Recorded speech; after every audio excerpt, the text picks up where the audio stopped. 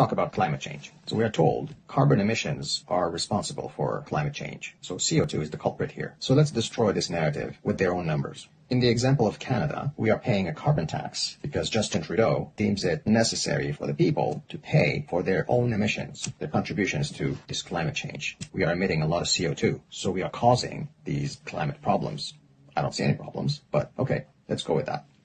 There are 318 billion trees in Canada. One mature tree clears or absorbs 48 pounds of CO2 per year. This means 7.6 billion tons of CO2 are absorbed by trees every year. Now, it is estimated that 545 million tons of CO2 is produced in Canada every year, which means the trees in Canada, and I'm not talking about all the other vegetation other than trees. I'm not talking about that. We're not including that, which means trees only in Canada absorb 14 times more than the carbon emission of Canada, and we are made to pay a carbon tax. So tell me again what it is about. Is it about climate change? It's not. If there's no CO2, we are doomed. There cannot be life without CO2.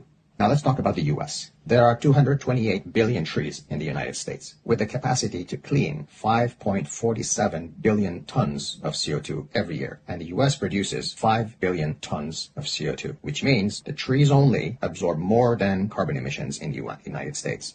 So what are we talking about?